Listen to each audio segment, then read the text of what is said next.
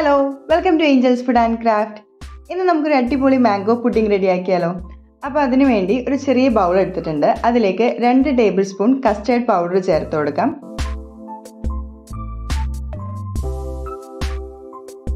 ഇതിലേക്ക് ഒരു 4 table spoon പാൽ ചേർത്ത് കട്ടകളൊന്നുമില്ലാതെ തന്നെ നമുക്കൊന്ന് മിക്സ് ചെയ്ത് വെക്കാം.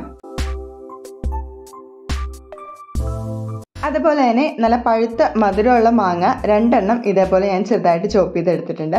ഇത് നമുക്ക് മിക്സിയുടെ ജാറിലേക്ക് ചേർത്ത് കൊടുക്കാം. എന്നിട്ട് നമുക്ക് വെള്ളമൊന്നും ചേർക്കാതെ നല്ലപോലെ ഇതൊന്ന് ബ്ലെൻഡ് ചെയ്തെടുക്കാം. അപ്പോൾ നമുക്ക് പുഡിംഗ് ഉണ്ടാക്കാൻ തുടങ്ങിയാലോ. അപ്പോൾ ആദ്യമേ തന്നെ സോസ് പാനിലേക്ക് പാൽ ചേർത്തിട്ട് നമുക്കൊന്ന് ഫ്ലെയിമിലേക്ക് വെക്കാം. 500 ml പാലാണ് ഞാനിവിടെ എടുത്തിരിക്കുന്നത്, അതായത് ഒരു പാക്കറ്റ് പാൽ. ഇതിലേക്ക് 5 ടേബിൾ സ്പൂൺ പഞ്ചസാര കൂടി ചേർത്ത് നല്ലപോലെ ഒന്ന് മിക്സ് ചെയ്ത് വെക്കാം. മധുരമൊക്കെ നമ്മുടെ ആവശ്യാനുസരണം നോക്കി ചേർക്കാവുന്നതാണ്. നമ്മുടെ പാല് തിളച്ചു തുടങ്ങുന്ന സമയത്ത് ലോ ഫ്ലെയിമിലാക്കിയിട്ട് നമ്മുടെ കസ്റ്റേർഡ് മിക്സ് ഇതിലേക്ക് ചേർത്ത് കൊടുക്കാം. എന്നിട്ട് കൈയെടുക്കാതെ നല്ലപോലെ ഇത് മിക്സ് ചെയ്ത് ചേർത്തേണ്ടിരിക്കുക.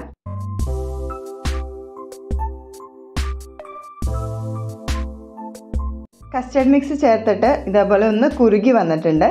ഈ സമയത്ത് നമുക്കിത് നല്ലപോലെ മിക്സ് ചെയ്ത് ചേർത്തേണ്ട തന്നെ ഇരിക്കുക. ഇപ്പോൾ തിള വന്ന് തുടങ്ങിയിട്ടുണ്ട്.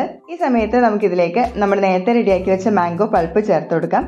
എന്നിട്ട് നമുക്ക് ഫ്ലെയിം ഓഫ് ചെയ്തതിന് ശേഷം നല്ലപോലെ ഇതൊന്ന് മിക്സ് ചെയ്ത് ചേർത്ത് കൊടുക്കാം.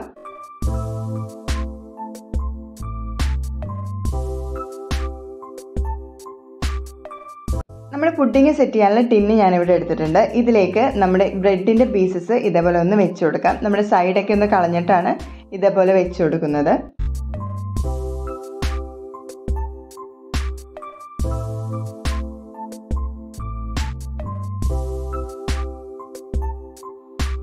ഇനി നമുക്ക് ചൂടോടുകൂടി തന്നെ ഇതിലേക്ക് നമ്മുടെ പുഡിംഗ് മിക്സ് ചേർത്ത് കൊടുക്കാം.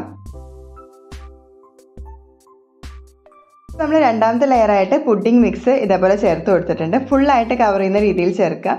എന്നിട്ട് നമ്മൾ മൂന്നാമത്തെ ലെയറായിട്ട് വീണ്ടും ബ്രെഡ് പീസസ് ഇതേപോലെ ഒന്ന് വെച്ച് കൊടുക്കാം.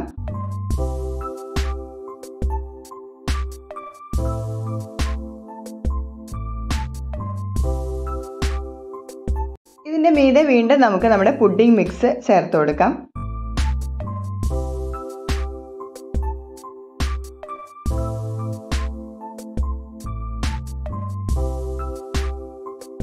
ലാസ്റ്റായിട്ട് കുറച്ച് മാംഗോസ് ഇതേപോലെ ചെറുതായി ചോപ്പ് ചെയ്തെടുത്തിട്ടുണ്ട്. അത് നമുക്ക് ഇതിൻ്റെ മീതെ ഒന്ന് സ്പ്രെഡ് ചെയ്ത് കൊടുക്കാം.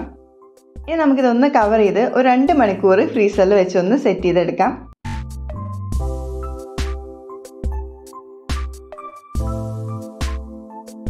നമ്മൾ ഈ പുഡിങ് 2 മണിക്കൂർ ഫ്രീസറിൽ വെച്ച് സെറ്റ് ചെയ്തെടുത്താൽ മതിയാകും.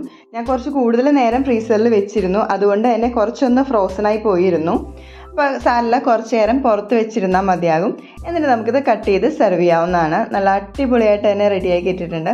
നല്ല സൂപ്പർ ടേസ്റ്റാണ്. അപ്പോൾ എല്ലാവരും തീർച്ചയായും ട്രൈ ചെയ്ത് നോക്കുക. അപ്പോൾ അടുത്ത ഒരു റെസിപ്പി ആയിട്ട് കാണുന്നവരേക്കും ബൈ. Thanks for watching.